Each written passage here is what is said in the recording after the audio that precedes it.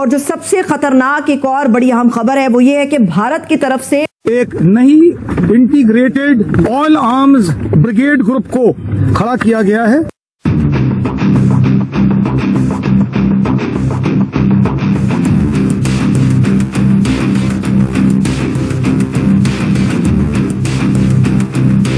अब समय आ गया रुद्र ब्रिगेड के साथ कोल्ड स्टार्ट डॉक्ट्रिन को कोल्ड स्ट्राइक डॉक्ट्रिन में तब्दील करने, एकदम हर समय रेडी, इस इलाके में मौजूद, अपने दिए हुए टास्क को कारगर तरीके से सक्षम और प्रभावशाली इफेक्ट दुश्मन पर करने के लिए है कि ऐसी कार्रवाई करेंगे कि पाकिस्तान मजबूर हो जाएगा सोचने पर कि वो दुनिया के नक्शे पर रहना भी चाहता है कि नहीं। भारतीय सेना के एक जनरल ने कल बड़े फख्र से इस बात का ऐलान किया कि भारत ने अब अपना मिलिट्री डॉक्ट्राइन तब्दील कर लिया।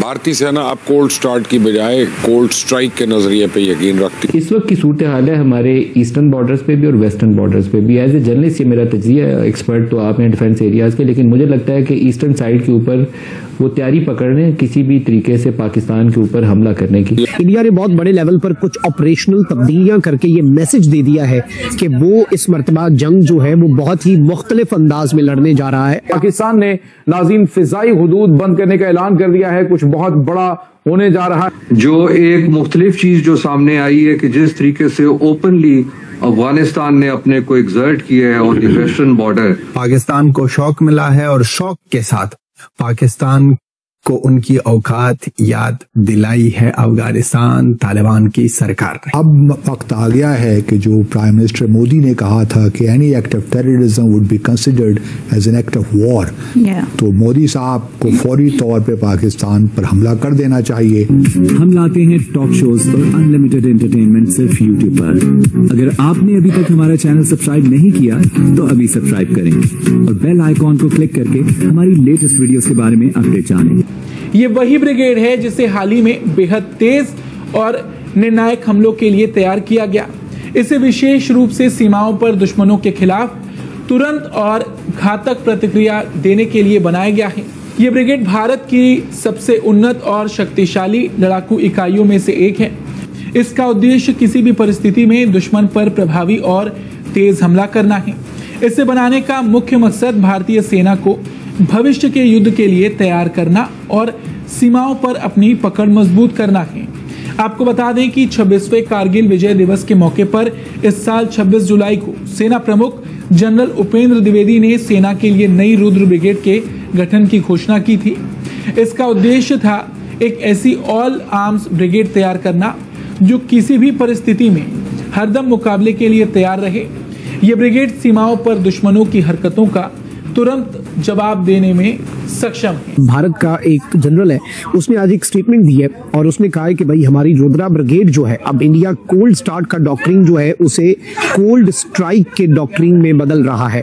यानी हमारी जो जंग के अंदर तैयारी है और जो जंग के अंदर फौज का जवाब होगा, इंडिया ने बहुत बड़े लेवल पर कुछ ऑपरेशनल तब्दीलियां करके ये मैसेज दे दिया है कि वो इस मर्तबा जंग जो है वो बहुत ही मुख्तलिफ अंदाज में लड़ने जा रहा है और जंग जो है उसका जो दायरा कार होगा, जंग का जो तरीका कार होगा वो भी मुख्तलिफ होगा। और ऑब्वियसली आप यही देख लें कि नेवी का बिल्डअप है, फिर एयरफोर्स का बिल्डअप है, सर क्रीक पर नजर है, LOC के करीब बंकर्स बनाए जा रहे हैं। और अब नाज़रीन इकराम सीनियर मिलिट्री कमांडर जो है उसने एक एक्सरसाइज जो हो रही है उस पर खड़े होकर ये बात कही है कि अब हम कोल्ड स्टार्ट का जो डॉक्ट्रिन है उसे बदल के कोल्ड स्ट्राइक जो है उसके डॉक्ट्रिन में कन्वर्ट कर रहे हैं। तो इस चीज को भी अगर हम एनालाइज करें, इस चीज को भी अगर हम समझें तो बहुत कुछ हमारे सामने क्लियर हो जाता है। एक तो ये हो गया पार्ट। अब जरा आगे बढ़ते हैं। अच्छा, एक तरफ ये डेवलपमेंट्स हैं तो वहीं दूसरी जानिब कुछ और बड़ी अपडेट्स भी भारत से हमें रिसीव हो रही हैं। और आपको मालूम है नाज़रीन इकराम के इससे पहले नई दिल्ली जो है भारत का दारुल हुकूमत, उसके एयरपोर्ट्स के ऊपर GPS जैमिंग और GPS जो स्पूफिंग है उसके कुछ इंसिडेंट्स पेश आते। और ये जो GPS जैमिंग और GPS स्पूफिंग के इंसिडेंट्स हैं इसकी वजह से इनकी दर्जनों के हिसाब से फ्लाइट्स जो है वो डिले होती है। और अब भारत जो है उसने बाज़ाब्ता तौर पर मुंबई के ऊपर भी एक नोटम जारी कर दिया है और एक वार्निंग जारी की है कि एयरक्राफ्ट जो है जीपीएस इंटरफेरेंस और सिग्नल्स का जो लॉस है वो रिपोर्ट किया जा रहा है। और इस वक्त मुंबई के करीब जो सिमिलर ऑब्जर्वेशंस देखी गई इससे पहले, यानी इस वक्त कुछ न कुछ अंदर खाते ऐसा हो रहा है, कुछ ऐसी इलेक्ट्रॉनिक वॉरफेयर की टैक्टिक्स जो है उन्हें एक्सरसाइज किया जा रहा है, जिसकी बुनियाद पे हम ये बात कर सकते हैं कि वहां पर जीपीएस के सिग्नल्स जो है वो भी इम्पैक्ट हो रहे हैं, यानी सिविलियन एयरक्राफ्ट जो है, सिविलियन फ्लाइट्स जो है उन पर भी उसका असर पड़ रहा है। एयर ट्रैफिक रूट्स और जीपीएस के सिग्नल्स जो है उन्हें स्पूफ किया जा रहा है। दोस्तों, अफगानिस्तान की गवर्नमेंट ने पाकिस्तान के अगेंस्ट एक ऐसा स्टेप लिया है जिसको आप डायरेक्टली गेम चेंजर मूव कह सकते हो। बढ़िया, लाजवाब, जिसके बारे में पाकिस्तान ने जिंदगी में यही नहीं सोचा था कि अफगानिस्तान की गवर्नमेंट इस तरह गवर्नमेंट आएगी और वो ऐसा काम करेगी। पाकिस्तान को शौक मिला है और शौक के साथ पाकिस्तान को उनकी औकात याद दिलाई है अफगानिस्तान तालिबान की सरकार ने। अफगानिस्तान तालिबान की सरकार में deputy prime minister of economic affairs मौलवी गनी ब्रादर, इसके बयान से सारा पाकिस्तान शौक में गया है, क्योंकि बिजनेस ट्रेड सब बंद और सबको कह दिया है कि कोई और रास्ता चुन लो, कि कोई और रास्ता अपना लो, क्योंकि पाकिस्तान भरोसे का नहीं है और पाकिस्तान के साथ भरोसा करना एक गुनाह है। पाकिस्तान के ऊपर आप भरोसा करो तो ये एक बहुत बड़ी गुनाह है, तो इसलिए पाकिस्तान पर भरोसा नहीं करने का।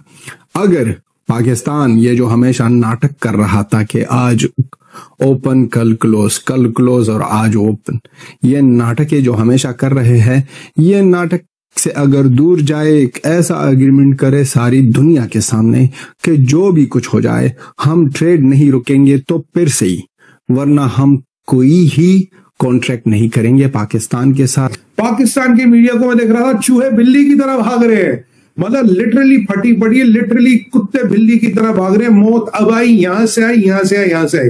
और बेटा मुनीर, तेरा तो नंबर आ गया, तू किसी का भी इंच मैन हो, तूने किसी से भी पैसे ले रखे, तेरा तो नंबर आ गया। तू मरियम बंकर में छुप, तू किसी भी बंकर में जा। मैं आपको कह रहा हूं, आज एक और हिंट दे रहा हूं आपको। कुछ लोग का इंटरप्रिटेशन है कि इसमें पाकिस्तान का नाम नहीं था, ऐसा कुछ लोग कहते हैं। कुछ बुद्धिजीवी हमारे हैं भाई, अभिव्यक्ति की आजादी है।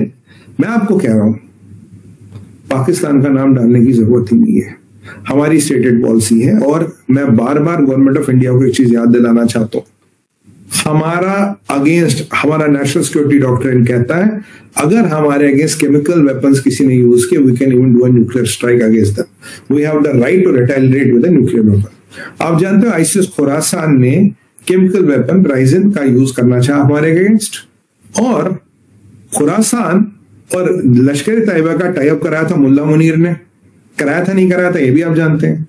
लश्कर तैयबा और खुरासान, ये वो कौन सी जगह नाम मेरी भूल रही है पाकिस्तान में, जहां इनके कैंप नाम लगे, नेम स्लिप मैंने, और पूरा आईएसआई के कंट्रोल में है। ये सराइकी है, कहाँ है वो Saraiki belt, I am skipping the name, I can this just skip my mind. वहां इनके कैंप चल रहे, आईएसआई चला रहा है, आईएसआई इनको खाद पानी दे रहा। अफगानियों ने भी कहा है कि खुरासान को पूरा सपोर्ट, अफगानिस्तान ने कहा कि खुरासान को पूरा सपोर्ट आईएसआई दे रहा, पाकिस्तान दे रहा है। अब हम नहीं कह रहा, मैं नहीं कह रहा, ये आपके मुसलमान बिरादरीन अफगानी भी कह रहे कि तुम खुरासान को सपोर्ट दे रहे हो। वही खुरासान तुम्हारे कहने पे हमारे अगेंस्ट केमिकल अटैक कर रहा था, और as per our nuclear strategy document we have every option open. और ये मैं उन पाकिस्तान के आईएसपीआर के पिल्लों को कहना चाहता हूं, सुनो मेरी बात। तुम्हें जो टीवी पे ये मोहतरमा को भेजते हो ना कहने के लिए, नहीं न्यूक्लियर वेपन यूज करने की चीज नहीं है, make 32 take it easy, Punjabi में इसका ट्रांसलेट कर देना, मेक 32 टेक इट इजी, इसका पंजाबी में ट्रांसलेट करना, समझ आ जाएगा क्या है। तो आपको ये वीडियो कैसा लगा कमेंट बॉक्स में जरूर लिखिए, इस वीडियो को लाइक कीजिए, शेयर कीजिए, सब्सक्राइब करना ना भूलिए आपके चैनल EFC को। मिलते हैं अगली वीडियो में, जय हिंद।